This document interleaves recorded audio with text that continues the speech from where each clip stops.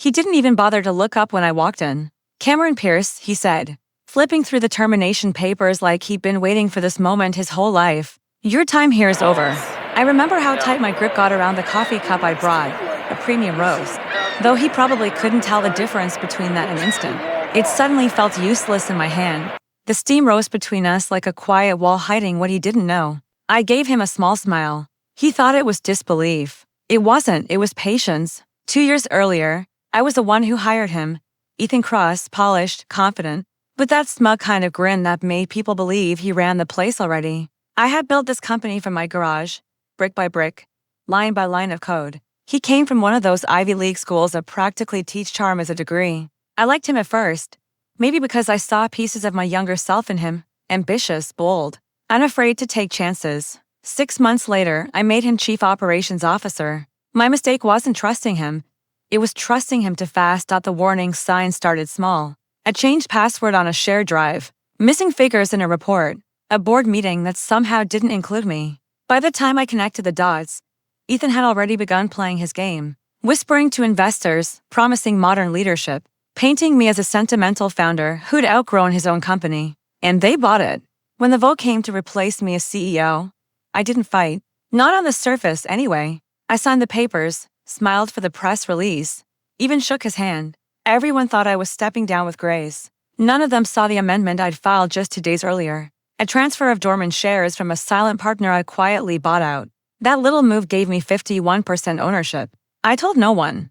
Not legal, not even my assistant, who was known for sharing secrets with the walls. The morning Ethan walked into my office as a new CEO, I walked out as a majority owner. When he fired me on his second day, he did it like he was taking out the trash. "You've been compensated fairly, Cameron," he said, signing my exit package. "Let's make this easy," I nodded. "You're right. Let's make it easy."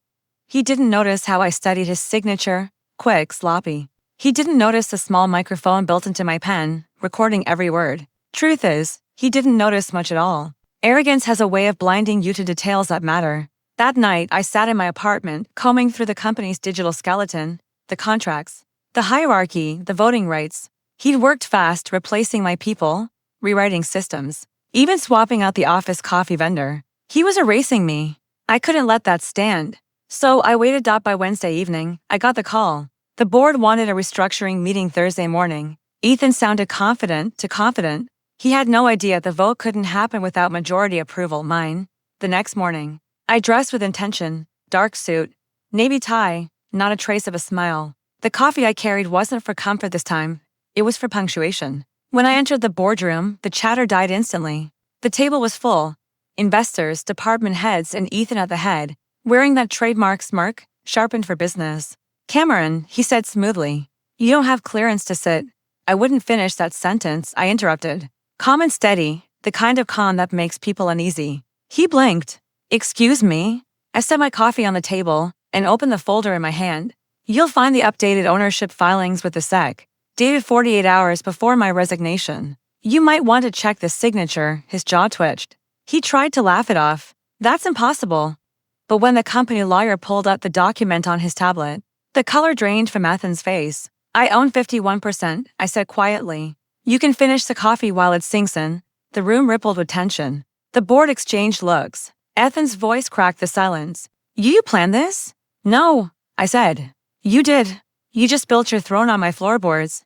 He stood up, trying to recover his authority. But the lawyer's next words flattened him completely. "Legally, all board decisions made without majority consent are invalid, including your appointment." The silence that followed could have swallowed the room. Then one of the investors finally spoke, soft but clear. "Mr. Pierce, would you like to resume your role as CEO?" I looked at Ethan. His face had gone pale.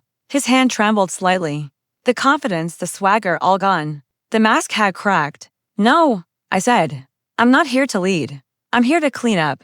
I signed the reversal order. Ethan Cross was officially removed from office, effective immediately. Security escorted him out, the same walk I'd taken just days earlier. As he passed me, he tried to hold on to a scrap of pride. "You planned this," he said again.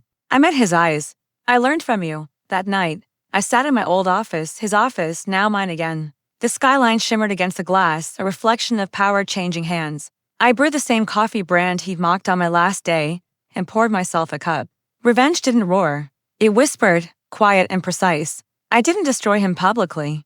I didn't have to. Within hours, word would spread. No one invests in a man who loses his empire in 48 hours. I leaned back, took a slow sip, and let the silence settle around me. He tried to erase me from my own creation. All I did was remind him who built it.